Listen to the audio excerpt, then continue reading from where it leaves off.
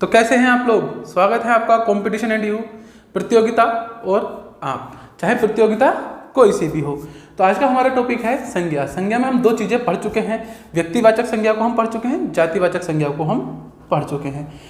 और आज हम जो पढ़ने वाले हैं, लेकिन मैं बता दूं जो भी हम पढ़ने वाले हैं उसमें मैं सबसे पहले आपसे 2 या 3 प्रश्न पूछूंगा। अगर आपको वो प्रश्न आते हैं, उनका उत्तर आप सही विद रीज़न दे पाते हैं तो इस टॉपिक को या इस वीडियो को देखने की कोई जरूरत नहीं, स्किप कर दें। और आपके आंसर गलत हैं या नहीं आंसर कर पाते हैं तो प्लीज़ वीडियो एंड तक जरूर देखें, क्योंकि छोटी छोटी चीज़ें ही हमें एग्जाम में सफल बनाती हैं। तो आइए पहले थोड़ा सा समझ लेते हैं। बस 5 मिनट के अंदर अंदर आपके पास 2 प्रश्न होंगे। अगर उनके उत्तर आते हैं देन फाइन, और नहीं आते हैं तो फिर वीडियो जरूर देखें। तो हमने जो बात करी है वो है संज्ञा। संज्ञा में 5 प्रकार की होती है, जिसमें से हम 2 प्रकार की पढ़ चुके हैं। कौन कौन सी पढ़ चुके हैं? हम पढ़ चुके हैं बच्चों व्यक्तिवाचक संज्ञा, और दूसरा हम पढ़ चुके हैं जातिवाचक संज्ञा। जातिवाचक आज हमें जो पढ़ना है वह है 3, 4 और 5 नंबर। तीसरा नंबर आएगा द्रव्यवाचक का, चौथा नंबर आएगा समूहवाचक का, और आपका 5वां नंबर आएगा भाववाचक संज्ञा का। तो ये 3 संज्ञा आज हमको पढ़नी है। पर इससे पहले मैं इन्हें स्टार्ट करूं, आपके लिए एक छोटा सा प्रश्न है। मैंने लिखा कि बाजार से तेल ले आओ। मैंने लिखा बाजार से तेल ले आओ। क्लियर है? एक दूसरा वाक्य भी मैंने लिखा, बाजार से कई लीटर तेल ले आओ। बात समझ में आई? आपके सामने 2 वाक्य हैं। पहला है बाजार से तेल ले आओ, दूसरा है बाजार से कई लीटर तेल ले आओ। या फिर मैं कहूं वहां तेल बिकता है, वहां तेल बिकता है। मैंने कहा वहां तेल बिकता है, वहां कई प्रकार के तेल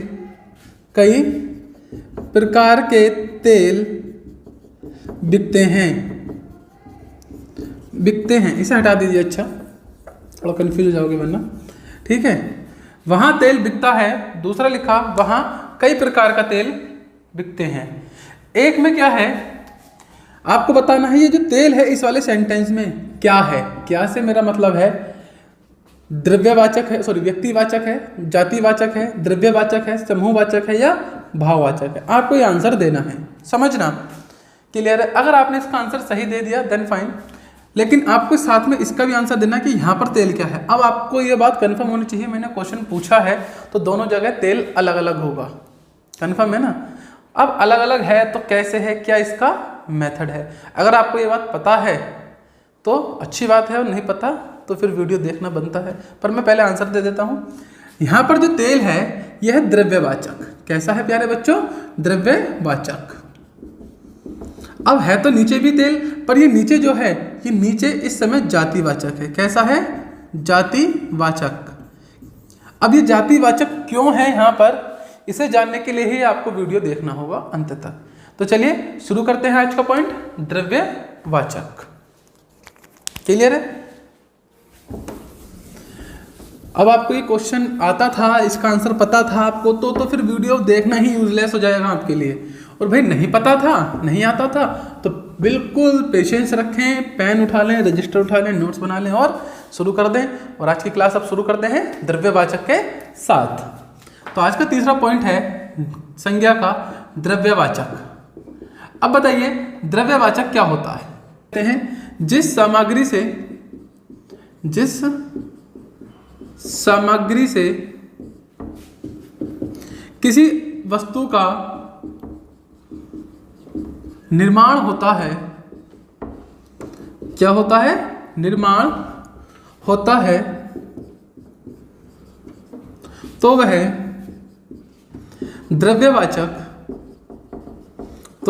द्रव्यवाचक कहलाती है। क्या कहलाती है? द्रव्यवाचक कहलाती है। कंफर्म करेंगे क्या कहलाती है? वह द्रव्यवाचक कहलाती है। अब द्रव्यवाचक को भी 3 पार्ट में बांटा गया है। कितने पार्ट में बांटा गया है बच्चों? 3 पार्ट में। तीन पार्ट कौन कौन से हैं ये समझेंगे। एक तो कई बार बच्चों को एक छोटी सी टर्म नहीं पता, द्रव्य और द्रव, ये दोनों भैया अलग अलग होते हैं। क्लियर है ना? द्रव का मतलब होता है लिक्विड फॉर्म में और द्रव्य का मतलब होता है पदार्थ, ठीक है ना, कोई भी वस्तु। तो द्रव्यवाचक का तीन भागों में बांटा है। पहला है द्रव, दूसरा है ठोस मतलब कि सॉलिड, तीसरा है आपके पास गैस। बहुत ही आराम से समझेंगे, एकदम अच्छे तरीके से समझेंगे ताकि एग्जाम से ना छूटे कोई भी क्वेश्चन, किसी प्रकार की कोई जल्दबाजी पढ़ते समय ना करें, है ना, बिल्कुल संयम रखें। कई बार वीडियो आपको, ये सभी वीडियो आपको 10 मिनट की, 15 मिनट की भी मिल जाएंगी, 20 मिनट की भी मिल जाएंगी, बट वहाँ से आपको बेनिफिट नहीं होगा। बहुत सारी वीडियोज आप देखेंगे जहाँ पर 10 मिनट में, 15 मिनट में या आधा घंटा, पौन घंटे में क्या कर दिया है, पूरा ही संज्ञा समझा के घेर दिया है, पर क्या वो सारी डिटेल को कवर कर पाएंगे, आप खुद ही सोचें। तो इसलिए वीडियो को जरा पेशेंस रख के देखेंगे। आओ देखते हैं द्रव्य, ठोस और गैस। और समझते हैं इन तीनों के बारे में। देखिए, द्रव्यवाचक की बात हो रही है जिस सामग्री से किसी वस्तु का निर्माण हो। तो द्रव के अंदर क्या क्या आ जाता है? द्रव के अंदर आ जाता है आपका पानी, कोई भी तेल या कोई भी ऐसी लिक्विड फॉर्म में कुछ भी चीज जो आपके पास होती हो, घी, है ना, ये सब क्या है आपके द्रव्यवाचक है जो कि लिक्विड फॉर्म में पाए जाते हैं। ठोस में क्या हो सकता है आपके पास? ठोस में हो सकता है लोहा, सोना, चांदी, तांबा, पीतल, मतलब जो भी ठोस अवस्था में है वो क्या है आपके लिए, लकड़ी भी आ जाएगी इसमें, याद रखना, है ना, लकड़ी। गैस में आ सकता है आपका ऑक्सीजन, है ना, ऑक्सीजन आ सकता है आपका, कोई भी धुआं आ सकता है, कोई भी क्या, धुआं तो धुआं ही होता है। तो ऐसी चीज़ें, कोई भी गैस आ सकती है, जो भी गैस होती हैं, जो भी हम समझते हैं, मीथेन वगैरह जो भी गैस है। तो ये सब के सब हमारे लिए क्या हैं? ये सब के सब प्यारे बच्चों हमारे लिए द्रव्यवाचक के अंदर आते हैं। द्रव्यवाचक को तीन भाग में बांटा। अब ठोस में कुछ भी आ सकता है, सोना, चांदी, ईंट, लोहा, लकड़ी, बजरकुट, रेत, कुछ भी आ सकता है ना। इसके अंदर जो भी लिक्विड फॉर्म में सब आ सकता है, जो इसके अंदर गैस फॉर्म में वो सब आ सकता है बड़े ही आराम से। तो ये है हमारे पास द्रव्यवाचक। क्लियर होगा? द्रव्यवाचक को बहुत अच्छे से समझेंगे, छोटा सा है, ज़्यादा बड़ा ये है नहीं। आइए समझते हैं इसके बाद अभी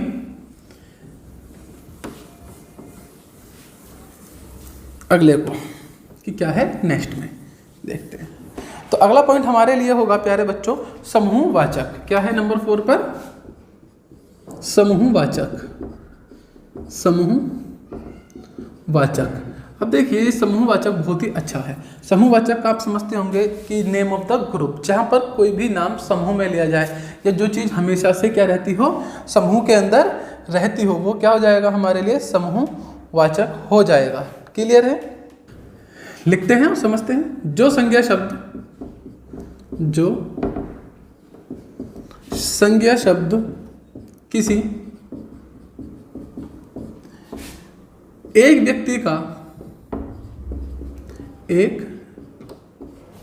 व्यक्ति का बोध न कराकर पूरे समूह का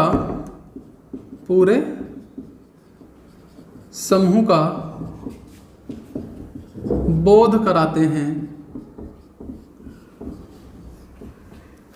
वह समूहवाचक होते हैं। वह समूहवाचक शब्द होते हैं।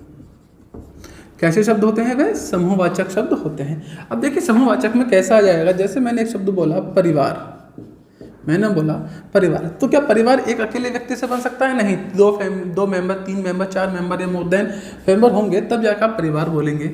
मैंने बोला सेना, तो क्या सेना एक क्या है, कैसा शब्द है? क्या एक व्यक्ति का शब्द है? नहीं, सेना तो जब होगी ना जब 4 सैनिक खड़े हो, 5 सैनिक खड़े हो, पूरी टोली खड़ी हो, तब जाके सेना की परिभाषा को हम पूर्ण कर सकते हैं। ऐसा तो नहीं एक व्यक्ति आज अकेला सोल्जर सिपाही आ रहा हो, वीर सिपाही, तो आप उसे कह देंगे सेना है। हाँ, वो आप मन के भाव अलग होते हैं कि अकेला हमारा एक सैनिक सेना के बराबर है, वो एक हमारे भाव हो गए, है ना।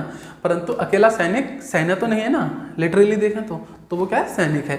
तो सेना भी कब बोलेंगे? जब पूरी बात होगी। अब जरूरी नहीं है कि इसमें सभी चीज़ों का नाम हो, कई बार इसके अंदर जो नाम आते हैं वो पूरी तरीके से भी आ सकते हैं, ठीक है ना। चोरी करने वाला गैंग, चोरी करने वाला समूह, तो ये सब क्या कहलाएंगे, आपके ग्रुप ही कहलाएंगे। जैसे कि और भी बहुत सारे इसके अंदर एग्जाम्पल आपको मिलते हैं। मैं बोलूँ तारों का पुंज, मैंने बोला तारों का पुंज, क्या बोला मैंने, तारों का पुंज। तो ये तारों का पुंज क्या है हमारे लिए भाई, ये हमारे लिए हो गया एक समूहवाचक शब्द। क्लियर है। मैंने कहा पर्वतों की श्रृंखला, मैंने कहा पर्वतों की श्रृंखला। अभी आप समझ रहे हैं ना। तो ये क्या हो गया मेरे लिए, क्या हो गया, एक समूह हो गया, समूहवाचक। क्योंकि नाम कैसे लिए जा रहे हैं, समूह में लिए जा रहे हैं। पुलिस हो गया, ये क्या हो गया, समूहवाचक हो गया। तो जितने भी नाम हैं ये क्या होते हैं, हमारे लिए समूहवाचक होते हैं। इसके अंदर बहुत सारे नाम आप ले सकते हैं, ठीक है ना। भेड़ों का झुंड, बकरियों का झुंड, लोगों का झुंड, पब्लिक, जनता, ये सब कैसे हैं, आपके समूहवाचक के अंदर आते हैं। तो ये है हमारे पास कुछ समूहवाचक, ठीक है ना। कार्यों की सूची, तो सूची कैसे शब्द हो गया, एक समूहवाचक, ठीक है ना। छोटे छोटे टॉपिक हैं आज के, पर इनकी जो डिटेल है वो बहुत ज़्यादा वैल्यूएबल है। आइए देखते हैं। अभी आखिरी बचा है आज का भाववाचक। अब यहाँ से कहानी शुरू हो जाएगी। भाववाचक के बाद आपको उसका आंसर मिलेगा जो आंसर मैं आपको देना चाहता था, पर उससे पहले हम भाववाचक को अच्छे से समझ लेते हैं कि क्या है क्या नहीं। देखते हैं नंबर 5, भाववाचक। क्या है, भाववाचक। आओ इसे अच्छे से समझ लेते हैं कि भैया भाववाचक क्या होता है। यहाँ से बिल्कुल एग्रेसिव हो जाए, अब मजा आने वाला है। बिल्कुल बढ़िया बढ़िया क्वेश्चन सामने आएंगे, ठीक है ना। परीक्षा पास आ गई है, वीडियो पसंद आ रही है तो लाइक शेयर सब्सक्राइब जरूर करते रहें, लगातार बने रहेंगे, ठीक है ना। जो शब्द या फिर जो संज्ञा शब्द, ऐसे ही बोल सकते हैं, जो शब्द भाव, गुण या दशा को या दशा के बारे में बोध कराते हैं,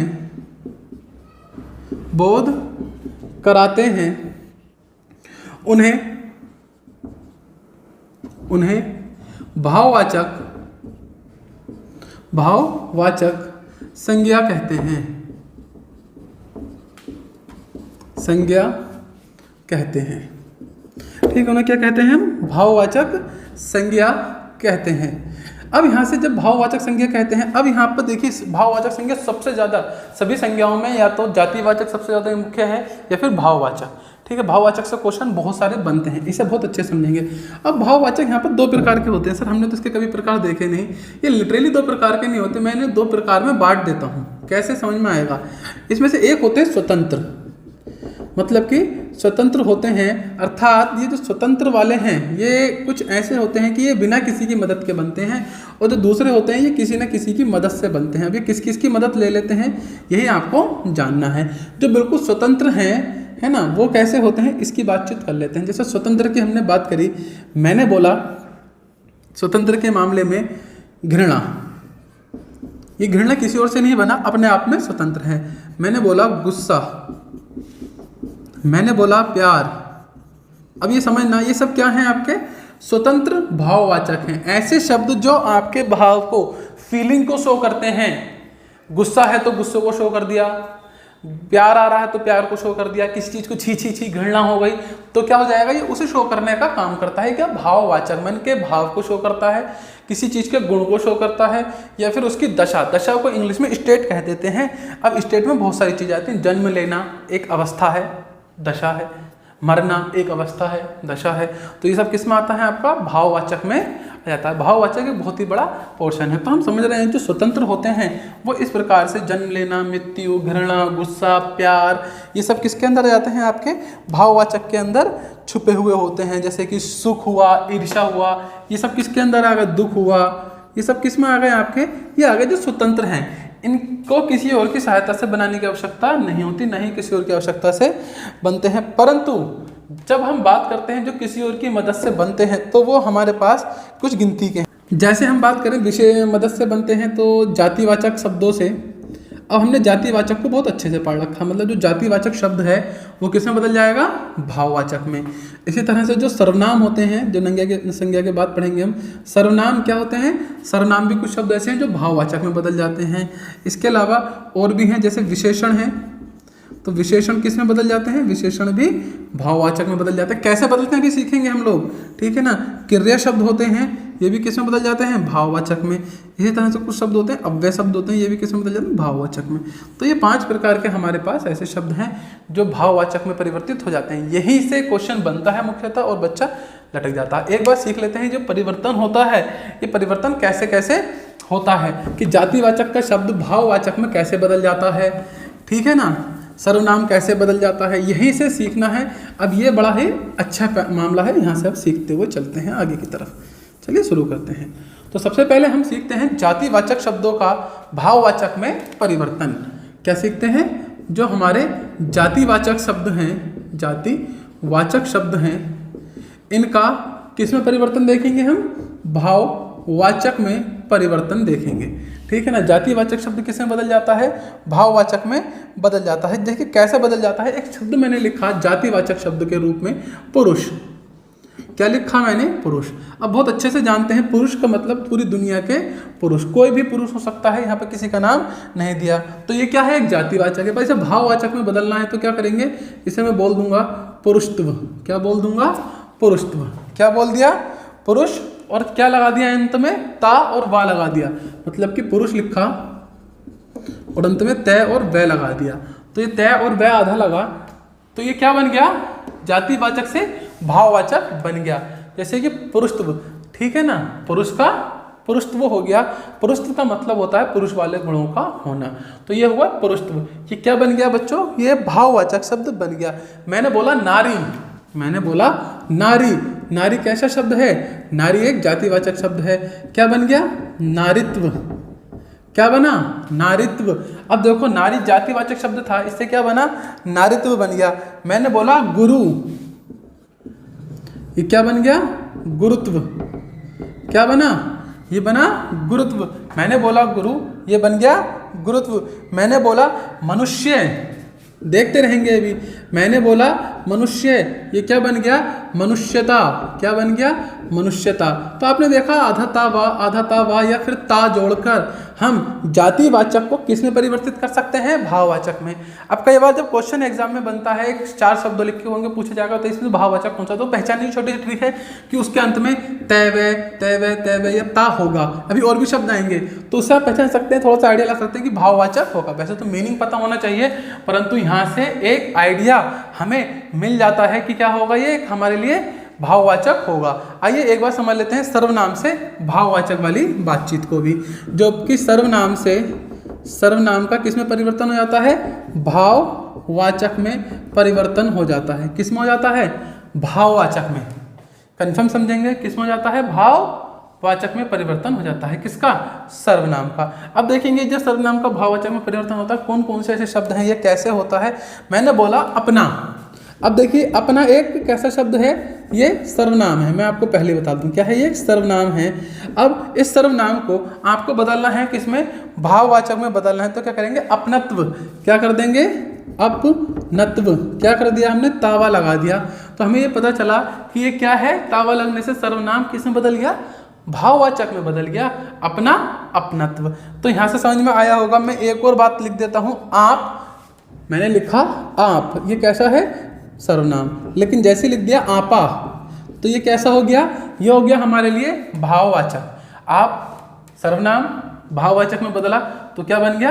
आपा। इस बात को देखिए बहुत अच्छे से गंभीरता से समझेंगे। अगले शब्द की अगर हम बात करें, मैंने लिखा निज। जैसे अपना निजी चीज होती है निज, तो इसके लिए क्या लिख दिया मैंने? निजत्व। क्या लिख दिया? निजत्व। तो ये किस चीज का एग्जाम्पल आप देख रहे हैं? सर्वनाम से भाववाचक। आइए विशेषण से भी कुछ शब्दों को देख लेते हैं, विशेषण से जो भाववाचक में परिवर्तित होते हैं। अगर सेशन पसंद आ रहा है, वीडियो अच्छी लग रही है, तो बिल्कुल भी ना शर्माएं, लाइक तो कर ही सकते हैं और सब्सक्राइब भी कर सकते हैं। अगर आप लोगों के लिए इतनी मेहनत हो रही है, अगर आप पहली बार चैनल पर आए हैं तो सब्सक्राइब तो कर ही सकते हैं, है ना। आइए समझते हैं विशेषण से भाववाचक कैसे बनता है। विशेषण से भाववाचक।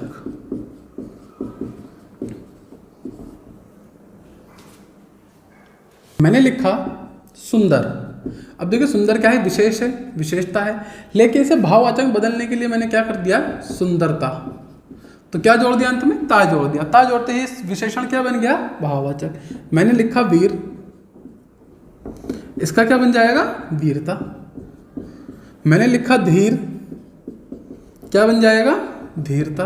तो आप देख रहे हैं ना कैसे ता शब्द जोड़कर ही भाववाचक में परिवर्तन होता जा रहा है। मैंने बोला लाल, मैंने बोला लाल, तो इसका क्या बोलेंगे? लालिमा, लालिमा। अब आप देख रहे होगे ये वाला बिल्कुल डिफरेंट है अभी तक के, ना तो इसमें आधा ता वाला का, ना ही इसके अंदर हमने कुछ और ता जैसे शब्दों को जोड़ा है।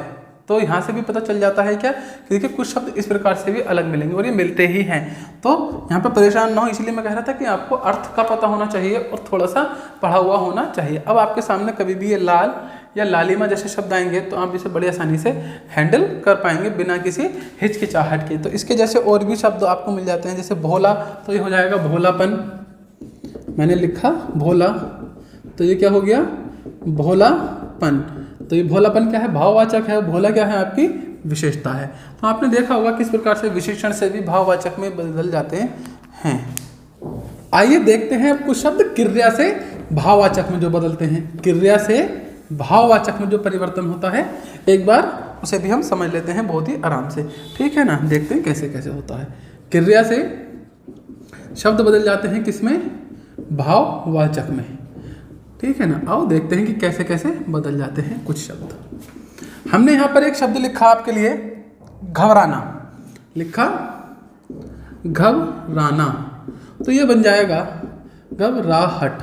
अब यहाँ से हमें पता चला जिन शब्दों के अंत में हट आता है वो भी भाववाचक होते हैं। देख रहे हो ना, जैसे घबराना का घबराहट, घबराना क्रिया है और भाववाचक में बदलने के बाद घबराहट क्या हो गया? आपका भाववाचक में आ गया।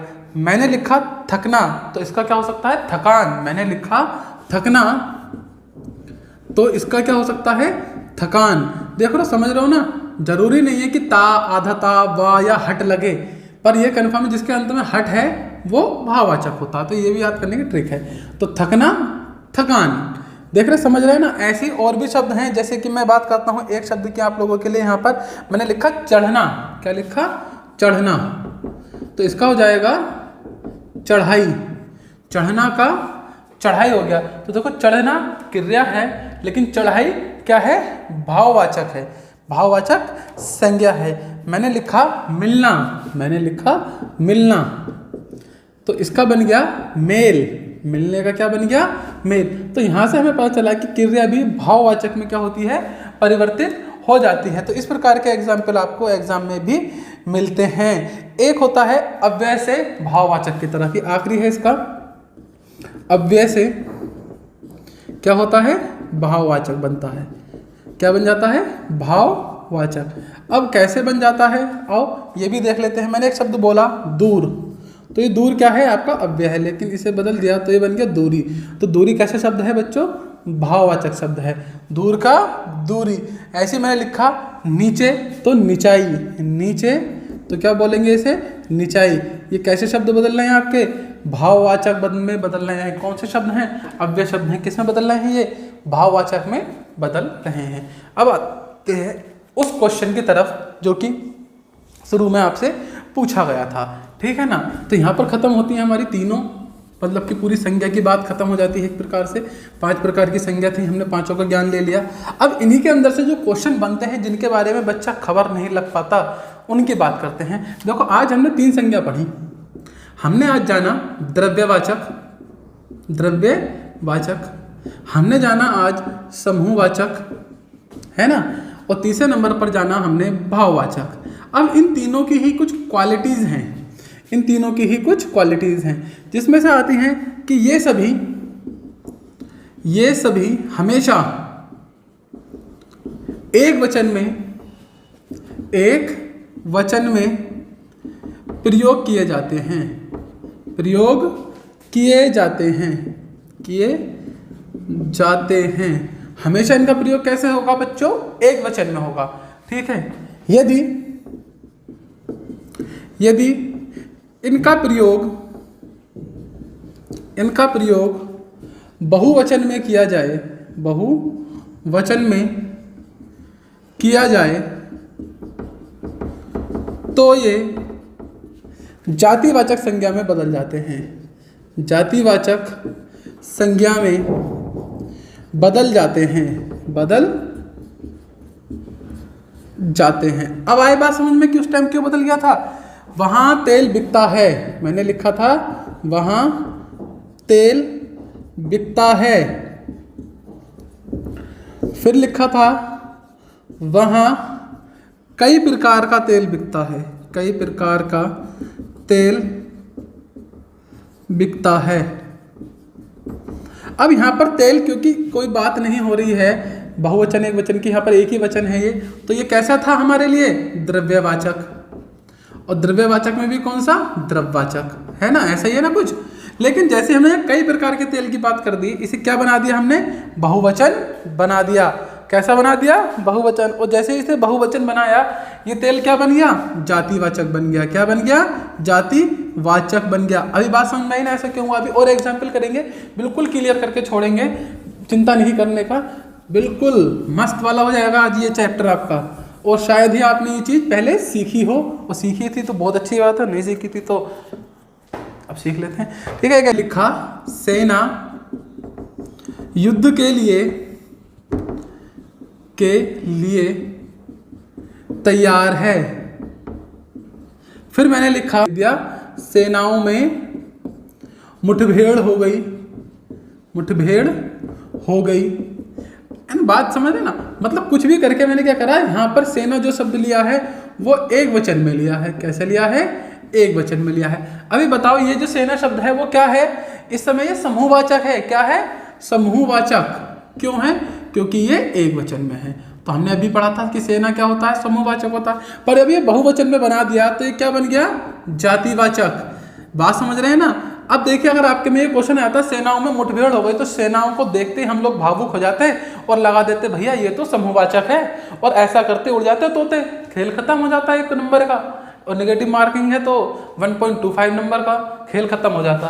क्यों, क्योंकि यहाँ पर सेनाओं क्या है, जातिवाचक है। क्यों है जातिवाचक, क्योंकि सेनाओं शब्द को यहाँ पर बहुवचन बनाने की कोशिश की गई है, या फिर बहुवचन में लिखा गया है। तो ऐसे में क्या होगा, वो हमेशा जातिवाचक बन जाएंगे। ये किन किन के लिए है, ये समझ लेना। द्रव्यवाचक वाले के लिए है, द्रव्यवाचक वाला शब्द हो, समूहवाचक शब्द हो, या फिर भाववाचक शब्द हो। ये केवल इन तीनों में ही है ये सुविधा, किसी और में नहीं है। उसकी चोरी पकड़ी गई, मैंने एक सेंटेंस लिखा, उसकी चोरी पकड़ी गई, उसकी चोरी पकड़ी गई।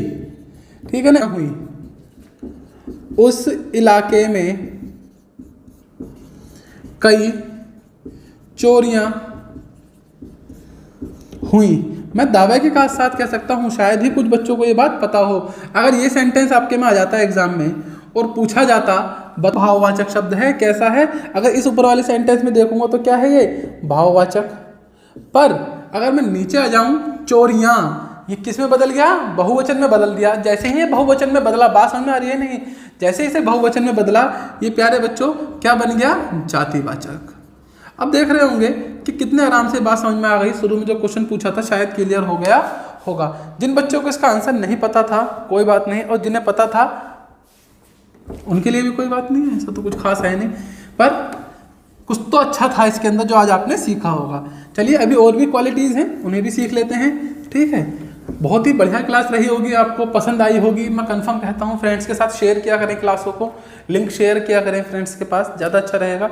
चलिए, अभी आगे की चीज़ों को समझते हैं। बहुत ही गहरी बात है। अभी कहानी, कुछ बच्चे सोच रहे होंगे कि ये एक ही सवाल था क्या, मैं सारे सवाल शुरू में नहीं पूछ सकता था। अभी और भी सवाल हैं, एकदम मज़ेदार, चीरते हुए निकल जाएंगे, ऐसे ऐसे सवाल हैं, मज़ेदार हैं। अब कुछ ऐसी कंडीशन होती हैं जब विशेषण है वो संज्ञा बन जाता है। बात समझ रहे हैं ना, विशेषण शब्द क्या बन जाता है आपका, संज्ञा के रूप में प्रयोग हो जाता है। कब समझेंगे, विशेषण, ये तो समझते हैं ना, विशेषण कोई शब्द होता है, विशेषण वह होता है जो संज्ञा और सर्वनाम की विशेषता बताते हैं। लेकिन कुछ कंडीशन ऐसी हैं जब विशेषण शब्द का प्रयोग संज्ञा के रूप में होता है। किसके रूप में होता है, संज्ञा के रूप में होता है। किसके रूप में होता है, संज्ञा के रूप में होता है। देखो, अगर मैं बोलूं, मैं कोई भी एक शब्द रैंडमली ले लेता हूं, मैंने बोला राखी सुंदर लड़की है, सुंदर लड़की है, तो सुंदर शब्द क्या है बच्चों? सुंदर शब्द है विशेषण। क्यों? क्योंकि ये राखी एक शब्द है। राखी कैसा शब्द है? संज्ञा। संज्ञा की विशेषता कौन बता रहा है? सुंदर शब्द। ठीक है ना, राखी के बारे में बता रहा। तो यहाँ पर राखी हुई संज्ञा और सुंदर हुआ विशेषण। लेकिन कुछ ऐसी कंडीशन होंगी जब विशेषण शब्द ही संज्ञा के रूप में प्रयोग किया जाएगा। मैंने लिखा वह गरीब है, वह गरीब है, तो ऐसे में ये जो गरीब शब्द है ये क्या है? विशेषण है। क्यों? ये किसकी विशेषता बता रहा है? ये क्या है? विशेषण। ये किसके बारे में बता रहा है? ये इस शब्द के बारे में बता रहा है। ये क्या है? एक सर्वनाम शब्द है। और विशेषण की परिभाषा बताती है कि जो शब्द संज्ञा सर्वनाम की विशेषता बताते हैं वो विशेषण होते हैं। तो वह के बारे में बता रहा है कि वह क्या? गरीब है। पर अगर मैं शब्द को ऐसे लिख दूं, गरीबों की मदद करो, गरीबों की मदद, गरीबों की मदद करो। अब ऐसे में जो गरीब शब्द है ये क्या बन गया? संज्ञा बन गया है। बात समझना। अब गरीब क्या हो गया है? संज्ञा हो गया। सर ये सब क्या है, कैसे होता है? इसकी एक छोटी सी परिभाषा है, समझेंगे। जब, परिभाषा में यहां लिख देता हूं इस वाली लाइन की, जब वाक्य में विशेषण हो, विशेषण शब्द हो तथा विशेष्य शब्द ना हो, विशेष्य शब्द ना हो, तो विशेषण शब्द का प्रयोग संज्ञा के रूप में होता है। संज्ञा के रूप में होता है। अब विशेष्य होता क्या है समझो। राखी सुंदर लड़की है, तो यहाँ पे जो राखी है ये विशेष्य भी है। विशेष्य का मतलब होता है वो शब्द जिसके बारे में विशेषता बताई जा रही है। ठीक है ना। वैसे वो शब्द संज्ञा सर्वनाम हो सकता है पर उसे मूल रूप से विशेष्य कहते हैं। ठीक है। तो अगर ये राखी नहीं होता, ठीक है ना, सुंदर लड़की है, तो ये सुंदर क्या होता? आपका संज्ञा बन जाता। जैसे कि यहाँ पर हम आए वह गरीब है, तो यहाँ पर ये वह जो है ये वैसे तो सर्वनाम है, लेकिन विशेषण के रूप में देखें तो ये शब्द क्या है? विशेष्य है। ठीक है ना। विशेषण जिनकी विशेषता बताता है वह संज्ञा सर्वनाम होते हैं, और उन्हीं संज्ञा या सर्वनाम को हम क्या कह देते हैं? मूल भाषा में विशेष्य कहते हैं। अगर उस वाक्य में ये विशेष्य ना हो तो जो विशेषण शब्द है वही शब्द आपका क्या बन जाएगा प्यारे बच्चों? संज्ञा बन जाएगा। जैसे मैंने नीचे करा, गरीबों की मदद करो। अब गरीबों की मदद करो, तो ये गरीबों, ऊपर गरीब क्या था? विशेषण। यहाँ गरीब क्या हो गया? संज्ञा। तो बात समझ में आ गई ना, क्या कहना चाह रहे हैं? गरीबों की मदद करो। तो ऐसे में क्या बन गया? गरीब शब्द विशेषण से संज्ञा बन गया। एक एग्जाम्पल के थ्रू और समझते हैं। वैसे तो बात समझ में आ गई होगी बहुत अच्छे से। आज आपको संज्ञा चैप्टर का बहुत ही बारीक ज्ञान होने वाला है। बिल्कुल बारीक से हम पढ़ रहे हैं और बिल्कुल बारीक ज्ञान आप लोगों को यहाँ पर होकर ही रहेगा, ये कंफर्म है। वे जाने माने विद्वान हैं। क्या लिखा? वे जाने माने विद्वान हैं। क्या है? विद्वान हैं। एक शब्द मैंने लिखा, विद्वानों का सम्मान करो।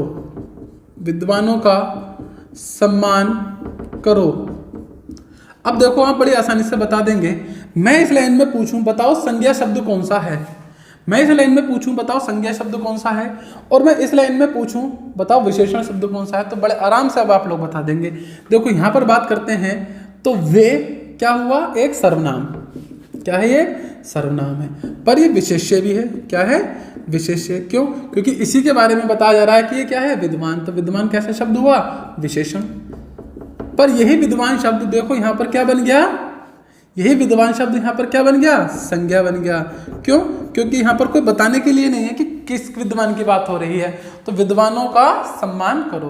तो आई होप समझ में आ गया होगा कब विशेषण शब्द का प्रयोग संज्ञा के रूप में होता है। बिल्कुल अच्छे से समझने वाली बात थी और शायद समझ में आ गई होगी, ऐसी मैं आपसे उम्मीद करता हूँ। अभी और चीज़ें देखते हैं। आज कुछ नहीं बचेगा संज्ञा के बारे में आपका, ऐसा जो आपको नॉलेज ना रहे। ठीक है ना। बिल्कुल बारीक से पढ़ते हुए चल रहे हैं। प्रत्येक प्रकार का क्वेश्चन इससे आपको सोल्व होगा। देखते हैं और भी चीजें। क्रिया के शब्दों का संज्ञा के रूप में प्रयोग। क्रिया के शब्दों का, कौन से शब्दों का? क्रिया के शब्दों का किसके रूप में प्रयोग देखेंगे? संज्ञा के रूप में प्रयोग। अब आपसे मैं कहूं वह चलता है, वह चलता है, तो क्रिया क्या है? चलना। ये शब्द क्या है आपका? क्रिया है, क्योंकि वो चल रहा है, वह चलता है। क्रिया शब्द, वह चला गया, ये शब्द क्या है? क्रिया शब्द। पर मैंने बोला चलना सेहत के लिए अच्छा है, मैंने बोला चलना सेहत के लिए अच्छा है, सेहत के लिए अच्छा है, चलना सेहत के लिए अच्छा है। तो ऐसे में जो चलना है ये क्या हो गया प्यारे बच्चों? ये संज्ञा के रूप में प्रयोग किया जा रहा है। ये समझने वाली बात है, किसके रूप में प्रयोग किया जा रहा है इस समय? ये संज्ञा के रूप में प्रयोग किया जाता है, और इसे बोलते हैं क्रियार्थक संज्ञा। क्या बोल देते हैं इसे? क्रियार्थक संज्ञा। देखिए बिल्कुल बारीकी से समझेंगे। मैं एक दो एग्जाम्पल और बोलता हूं। चलने से ही दूरी तय होगी, मैंने बोला चलने से ही दूरी तय होगी। बात समझ रहे ना? चलने से ही दूरी तय होगी। पढ़ना एक अच्छी आदत है, पढ़ना एक अच्छी आदत है।